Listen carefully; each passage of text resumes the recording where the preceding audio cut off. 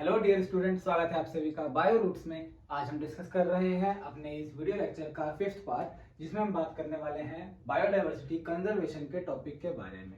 With this hope that you all are doing well in your study. आज शुरू करते हैं अपना आज का ये वीडियो लेक्चर। इसमें हमें आज देखने हैं कि एनसीईआरटी में बायोडायवर्सिटी बचाने के कौन से 2 तरीके बताए गए हैं। जो फर्स्ट तरीका एनसीईआरटी हमें डिस्कस करती है वो है इन सितु कंजर्वेशन। इन सितु कंजर्वेशन। और जो सेकंड तरीका एनसीईआरटी यूज करती है वो है x सितु conservation.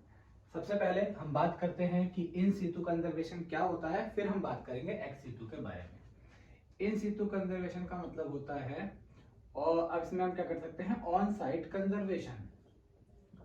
On site conservation. On site मतलब जहां एक जीव रहता है, जो उसका प्राकृतिक घर है, हमें वहां जाकर के उसका क्या करवाना है, कंजर्वेशन करवाना है ना। कैसे करेंगे देखेंगे। ऑन साइट कंजर्वेशन, उसी जगह पर, bye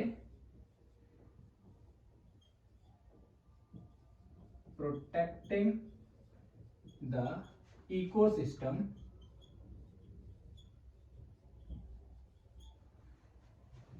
organism can also conserved। देखो यहां पे क्या कहा जा रहा है, अगर कोई स्पीशीज अपने नेचुरल हैबिटेट में ही है और हम वहां जा करके उसके इन्वायरमेंट को सुरक्षित कर रहे हैं, कोई उसका शिकार ना कर सके, उस हैबिटेट में किसी तरह का इंटरवेंशन ना हो आर्टिफिशियली, अगर हम ऐसा करते हैं, उसके इकोसिस्टम को बचा देते हैं, अच्छा करके रखते हैं, नेचुरली वो जो प्रजाति उस इकोसिस्टम में रहती हैं वो भी क्या करेंगी, ग्रो करेंगी।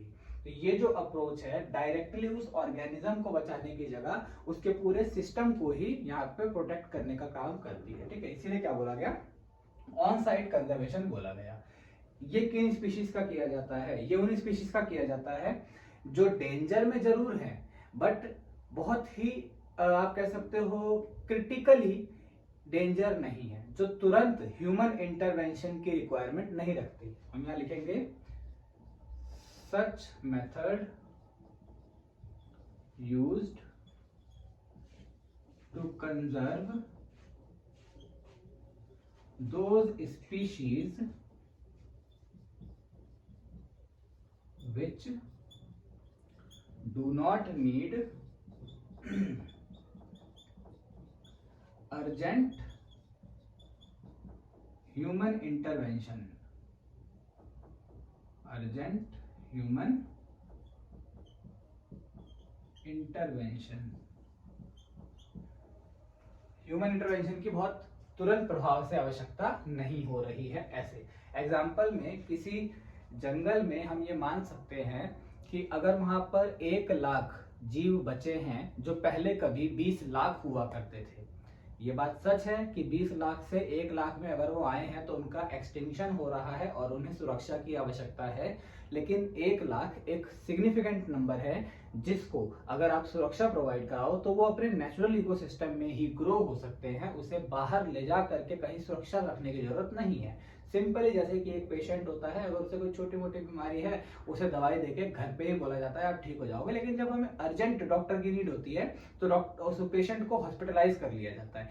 सेम इस तरीके से जो हमारे यहाँ पे पेशेंट यानी हमारी स्पीशीज है, जो खतरे में तो हैं लेकिन इतने ज्यादा खतरे में नहीं है कि उन्हें तुरंत उनके घर से निकाल करके बाहर कहीं सुरक्षा दी जाए, ऐसी प्रजातियों के लिए बनाया गया इन सितु कंजर्वेशन।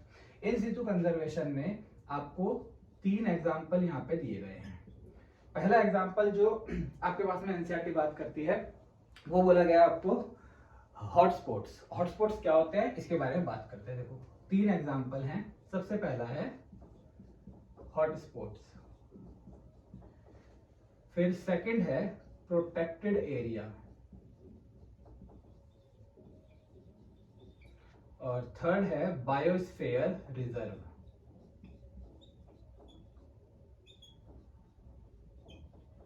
Biosphere reserve. अब हम एक एक करके इन सब की बात करने वाले हैं कि क्या ये होते हैं। देखो हॉटस्पॉट की अगर हम बात करें, हॉटस्पॉट पृथ्वी के वो हिस्से होते हैं जहां पर बहुत ज्यादा रिच बायोडाइवर्सिटी होती है। ठीक है, रिच बायोडाइवर्सिटी वाले एरिया। कौन से एरिया? रिच बायोडाइवर्सिटी वाले एरिया। देख लेते हैं एक बार हम। सबसे पहले नंबर 1 हम बात करेंगे हॉटस्पॉट की। हॉटस्पॉट ये क्या है? वेरी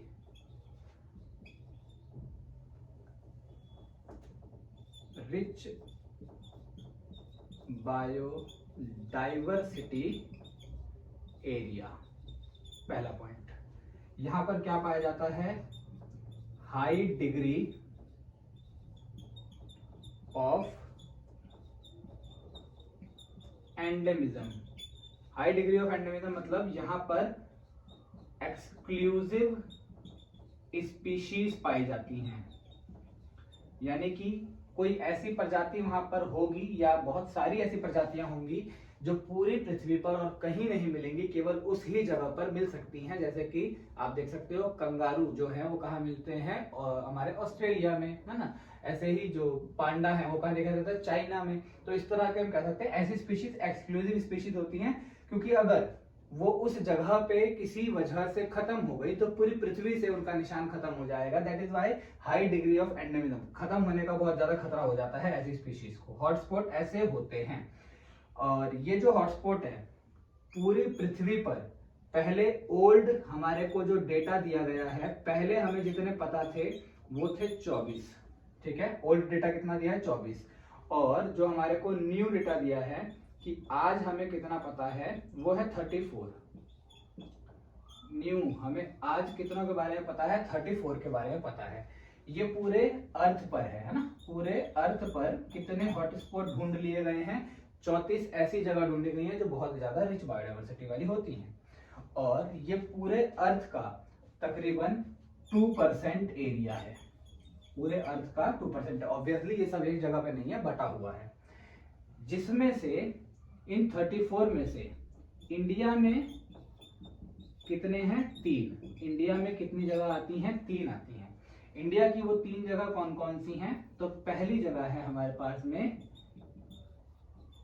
हिमालयन रेंजेस, जो कि 400 किलोमीटर लॉन्ग है हमारे पास में।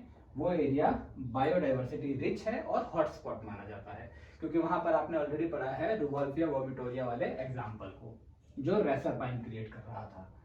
फिर सेकंड आपको दिया गया है इंडो बर्मा रीजन।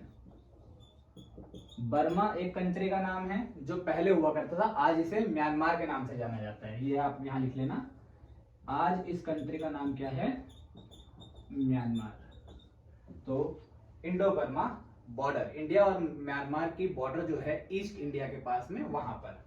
और इंडिया का सबसे फेमस जगह है western Ghat and Sri Lanka. Obviously India का पार्ट नहीं है, बट हाँ ये भी हॉटस्पॉट एरिया में आता है। तो ये वो 3 रीजन हैं जो हमारे साउदर्न एशियन पार्ट में मिलते हैं, जो इंडिया में आते हैं। Himalayan ranges, Indo Burma region and western Ghat.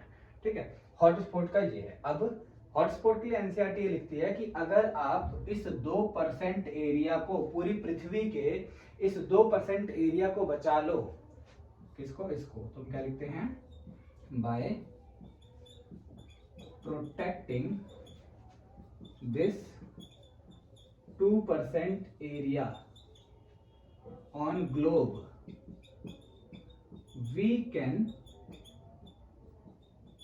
conserve 30% of biodiversity। ये बात आपको समझ आ रही है? इतने ज्यादा बायोडाइवर्सिटी रिच हैं कि अगर हम पूरी पृथ्वी पर बायोडाइवर्सिटी को बचाने जाएं, उससे काफी गुना ज्यादा आपको यहाँ इस छोटे से 2% एरिया में, इस पृथ्वी के इन 34 जगहों को अगर हमने बचा लिया तो पृथ्वी की 30% बायोडाइवर्सिटी के लॉस को रोका जा सकता है। ये कुछ डेटा हो गया किसके बारे में? हॉटस्पॉट के बारे में। ठीक है, अब हम बात करते हैं जो कि हमारा सेकंड पॉइंट है, प्रोटेक्टेड एरिया। कि प्रोटेक्टेड एरिया क्या होते हैं। फिर हम बात करेंगे बायोस्फीयर रिजर्व के बारे में।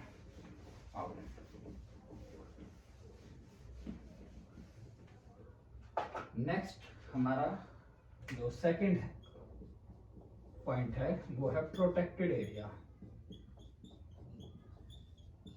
देखो, प्रोटेक्टेड एरिया ऐसी जगह होती हैं जहां पर ह्यूमन इंटरवेंशन कानूनी रूप से मना कर दी जाती है, कानून के रूप से उसे रोका जाता है। तो हम यहाँ पे लिख सकते हैं protection of area by the law.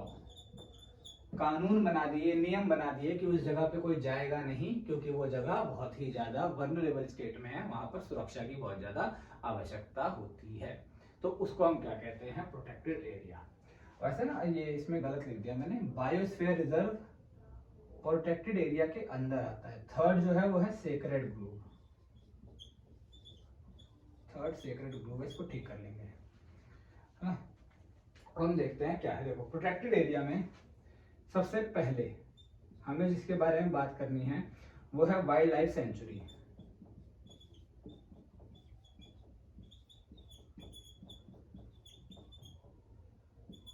Wild life sanctuaries, wild life sanctuaries जो हैं वो एक काफी बड़े रीजन में फैली होती हैं, कई एकड़ में। और कई एकड़ में फैले होने की वजह से यहाँ पर आप उन जीवों को जो कि बहुत ज्यादा क्या है, हाई डिग्री ऑफ एंडेमिज्म में हो सकते हैं या एक्सटिंक्शन के करीब हैं, उन्हें उन्हीं के नेचुरल हैबिटेट में रहते हुए सुरक्षा दे सकते हो, क्योंकि ये काफी बड़ा है, एरिया है ना, जंगल के जंगल हो सकते हैं यहाँ पर। और यहाँ एनिमल्स को केज वगैरह में रखने की कोई जरूरत नहीं है, और इस जगहों पर कई सारे सुरक्षा बल के सैनिक वगैरह भी यहाँ पर होते हैं। वाइल्ड लाइफ सेंचुरीज पहला एग्जाम्पल है प्रोटेक्टेड एरिया का। फिर इसके अलावा सेकंड एग्जाम्पल है नेशनल पार्क, और थर्ड एग्जाम्पल है बायोस्फीयर रिजर्व।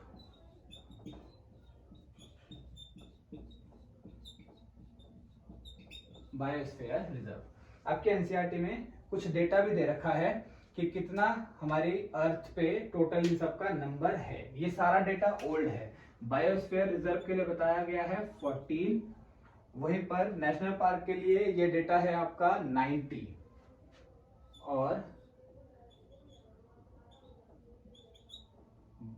सेंचुरीज जो हैं वो बताई गई हैं 448। अगेन मैं कहता हूं, ये जो डेटा है ये ओल्ड डेटा है, एनसीईआरटी का डेटा ये पुराना डेटा है, नया डेटा अलग है। नया डेटा क्या है मैं बता देता हूं। यहाँ पर ये जो डेटा है ये आपका जो 14 वाला, यानी किसकी बात कर रहे हैं हम, बायोस्फीयर रिजर्व की। ये वाला डेटा बढ़ चुका है, 4 और बढ़ चुके हैं, इसीलिए ये वाला डेटा अब पहुंच गया है 18 पर, ठीक है। ये वाला डेटा पहुंच गया है 106 पर, और ये वाला डेटा पहुंच गया है 568 पर, वाइल्ड लाइफ सेंचुरी। एक आधी बार में ये क्वेश्चन भी देखा गया है, कई बार पूछा जा सकता है कि इंडिया का सबसे फर्स्ट वाइल्ड लाइफ सेंचुरी इनमें से, यहाँ पे मैं लिख देता हूं, first wild life sanctuary of India, वो क्या है, उसका नाम है Jim Corbett national park. Sorry, wild life sanctuary national park की बात हो रही है। India first national park, first national park of India, वो क्या है, जिम कॉर्बेट नेशनल पार्क, जो कि 1930s के आसपास में ओपन हुआ था। और ये कहां पर है, ये है नैनीताल उत्तराखंड में। ये एक बार आप डेटा याद रख सकते हो। नाउ बात करें कि बायोस्फीयर रिजर्व क्या होते हैं, कैसे होते हैं, तो इसके बारे में थोड़ा सा एक बार देख लेते हैं, फिर हम लास्ट पे आएंगे सेक्रेड ग्रुव पे। इसको मिटा देते हैं।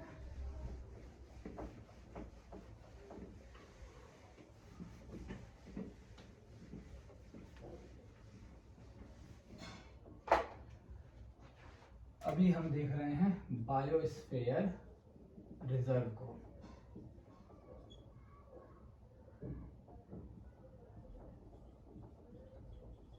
बायोस्फीयर रिजर्व एक एरिया होगा जहां पर बहुत ज्यादा घना जंगल होगा सबसे सेंटर में, फिर उसके किनारे में एक जगह बनेगी जहां पर कम जंगल होगा, बहुत ज्यादा घना जंगल नहीं होगा। और फिर एक आउटर रीजन होगा। यहाँ पे 3 अलग अलग जोन बनाए जाते हैं। इस जोन को कहते हैं आउटर जोन, इस जोन को कहते हैं बफर, जो इन दोनों के बीच में अलग रहने का काम कर रहा है, इन सबको दोनों को अलग करता है। ये वाला एरिया कहलाता है कोर। बायोस्फीयर रिजर्व इस तरह का होता है जिसमें 3 अलग अलग जोन बनाए जाते हैं। सबसे सेंटर में होता है कोर। इस कोर में होते हैं डेंस फॉरेस्ट, बहुत ही ज्यादा घने जंगल। यहाँ पर एनिमल्स फ्रीली घूमते हैं और यहाँ पर ह्यूमंस नॉट अलाउड। ये बात आप ध्यान रखना, ह्यूमंस नॉट अलाउड, बिल्कुल भी अलाउड नहीं है। फिर आते हैं बफर की बात। बफर्स में लिमिटेड एक्टिविटी पास वगैरह बनते हैं। अगर आपको इस वाले जोन में जाना है तो ही आप इसमें जा सकते हो पास बनवा करके। आउटर वाले जोन में अलाउड होती हैं एक्टिविटी, यहाँ पे उतनी दिक्कत नहीं होती है। कुछ इस तरह का एक जो है ब्लू प्रिंट आप कह सकते हो होता है किसका, बायोस्फीयर रिजर्व का। लास्ट चीज जो आपके बारे में बात की गई है यहाँ पर इसमें इन सितु में, वो बताया गया है सेक्रेड ग्रुव के बारे में। सेक्रेड ग्रुव्स, देखो सेक्रेड का मतलब होता है पवित्र। ऐसी जगह जिसे कुछ लोग या कोई जनजाति या कोई ट्राइबल कम्युनिटी क्या करती है, बहुत पवित्र मानती है। तो गवर्नमेंट उनके साथ में मिल करके, कौन कौन दो बॉडीज, एक गवर्नमेंट साथ में, किसके साथ में, नेटिव ट्राइबल कम्युनिटी, कोई भी एक आदिवासी कबीला, कोई एक कम्युनिटी, जरूरी नहीं है बहुत ज्यादा पुराने हो, कैसे भी चलेंगे, नाइट ट्राइबल कम्युनिटी, ये जंगल को, जंगल में रहने वाले जीवों को, पेड़ों को, कई सारी प्रजातियों को ये ईश्वर और देवी देवता की तरह पूजते हैं और उसको अपना घर मान के उसकी सुरक्षा भी करते हैं। तो गवर्नमेंट इनके साथ में मिल करके जिस एरिया को प्रोटेक्ट करती है, यहाँ पे प्रोटेक्शन किया जाता है ना, प्रोटेक्शन ऑफ एरिया, जिस एरिया का प्रोटेक्शन किया जा रहा है वो एरिया क्या कहलाता है, सेक्रेड ग्रुव कहलाता है, जो कि आपको मेघालय रीजन में मिल जाएगा, अरावली रीजन में मिल जाएगा। एनसीईआरटी में इसका काफी एग्जांपल्स भी दिए हुए हैं, एक बार आप उसको देख लेना। तो ये जो 3 है बेटा, ये हमारे किसके हैं, इन सितु के। नाउ अब हम बात करते हैं कि एक्स सितु कंजर्वेशन क्या होता है। देखो इन सितु पूरा हो गया, लास्ट जो कंजर्वेशन है वो है एक्स सितु कंजर्वेशन। एक्स सितु कंजर्वेशन, इसका मतलब होता है ऑफ साइट कंजर्वेशन। इसका मतलब है off site conservation of critical endanger species. ऐसी स्पीशीज जो बहुत ही ज्यादा कम गिनती की रह गई हैं। फॉर एग्जाम्पल हम कहते हैं कोई प्रजाति पूरे जंगल में 2 या 3 या 1 या 2 जीव रह गए हैं, अब उन्हें उसके जंगल में छोड़ देना इस भरोसे पे कि वो वापस ग्रो कर जाएंगे, शायद एक ब्लाइंड खेल हो सकता है जो कि हम नहीं खेलना चाहेंगे, क्योंकि बायोडायवर्सिटी लॉस ऐसा नहीं करना चाहेंगे हम। तो इसीलिए उस प्रजाति को बचाने के लिए हम उसे आर्टिफिशियल जगहों पे ले जाकर रखते हैं और अपनी निगरानी में उसे सुरक्षित रखते हैं, उसे भोजन पानी देते हैं और कोशिश करते हैं कि वो ज्यादा से ज्यादा ऑफस्प्रिंग को जन्म दे सके ताकि उसकी प्रजाति बच सके। अब इसके एग्जाम्पल वो कौन कौन सी जगह होती हैं।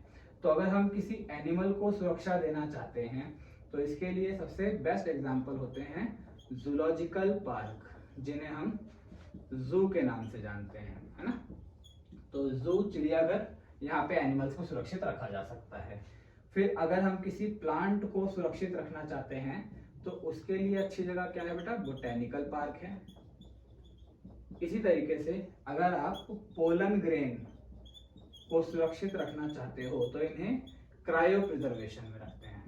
इसमें रखते हैं क्रायो प्रिजर्वेशन। ये क्या होता है, तो लिक्विड नाइट्रोजन के अंदर डुबा करके, क्योंकि लिक्विड नाइट्रोजन का तापमान कितना होता है, -196 डिग्री सेल्सियस, तो इन पोलन ग्रेन को लिक्विड नाइट्रोजन में डुबा करके रखते हैं और वो वहीं पर डोरमेंट स्टेट में रहते हैं जब तक उन्हें वहां से निकाल करके वापस फेवरेबल कंडीशन ना दी जाए तब तक। तो पोलन ग्रेन ये है। पोलन ग्रेन पे जो एक्साइन लेयर होती है वो बेसिकली इसको बचाने में मदद करती है। स्पोर्स वगैरह को बचाया जा सकता है। Same pollen grain and spore, इन दोनों को क्रायो प्रिजर्वेशन से बचाया जा सकता है। सेम इस तरीके से अगर हमें क्या बचाने हैं, सीड, तो सीड बचाने के लिए यूज किए जाते हैं सीड बैंक। और अगर आप में कोई वाटर लाइफ को सुरक्षा देना चाहते हो, फिश वगैरह जैसी, तो इसके लिए यूज किए जा सकते हैं एक्वेरियम। ठीक है, ये कुछ एग्जाम्पल हैं किसके सारे, एक्स सितु कंजर्वेशन के। अब एक्स सितु कंजर्वेशन में एक और है जिसे हम कहते हैं वाइल्ड लाइफ सफारी, वो भी लिख लेना। क्या है, वाइल्ड लाइफ सफारी पार्क।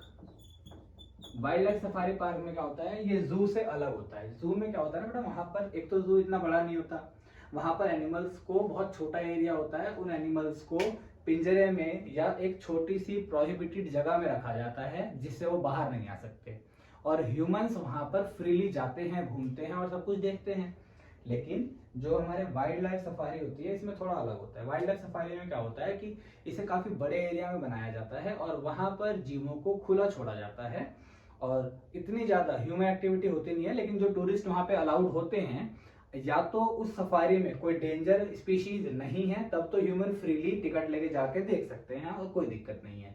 लेकिन अगर वहां पर कोई काफी खतरनाक स्पीशीज है जो हमला कर सकती है, तो फिर ह्यूमंस को एक गाड़ी के अंदर प्रोटेक्टेड इन्वायरमेंट में केज के अंदर रख के वो जंगल में घुमाएंगे, उस एरिया में घुमाएंगे और बाकी स्पीशीज को वहां पे दिखाया जाएगा। तो ये भी एक आर्टिफिशियल एक्स सितु कंजर्वेशन है। देखने में आपको लगेगा नेचुरल हैबिटेट जैसा तो नहीं है, नहीं ऐसा नहीं है।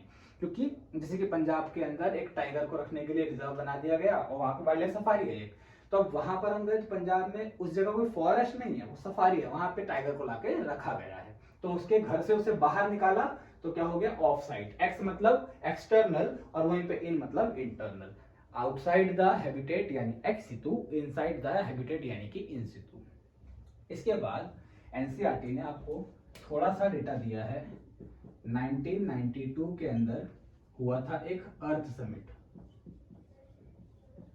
अर्थ समिट जो है ये हुआ था ब्राजील में। ब्राजील के अंदर अर्थ समिट हुआ था जिसके अंदर ये तय किया गया था कि biodiversity conservation is important. Biodiversity conservation is needed. हमने 1992 में इस चीज को पता लगाया कि ये आवश्यक हो चुका है, इसके लिए कुछ मेथड्स करने होंगे। और भी कई मीटिंग्स हुई हैं, और लेकिन एनसीईआरटी ने केवल जिनके बारे में बताया वो बता रहा हूं मैं आपको। और 2002 में एक इंपॉर्टेंट समिट है जिसका नाम है वर्ल्ड समिट। ये हुआ था अफ्रीका में, जॉनसनबर्ग में हुआ था अफ्रीका में। और इसके कंक्लूजन में बेसिकली रिजल्ट ये था कि हमें कैसी डेवलपमेंट करनी है, सस्टेनेबल डेवलपमेंट पे ध्यान देना है। हमें बायोडाइवर्सिटी लॉस को बहुत ज्यादा कम करने की आवश्यकता है। तो इस लेक्चर के साथ में हमारा चैप्टर यहीं पर खत्म होता है। आपको कोई डाउट होता है तो आप वीडियो के कमेंट बॉक्स में पूछ सकते हैं, अगर नहीं तो बहुत अच्छी बात है। अपनी एनसीईआरटी को अंडरलाइन करते चले और इसके एनसीईआरटी के जो सारे क्वेश्चंस हैं वो एक बार अपनी कॉपी में जरूर ट्राई करके देख लें। मैं मिलता हूँ आपसे नेक्स्ट वीडियो में। Until stay tuned. जय हिंद।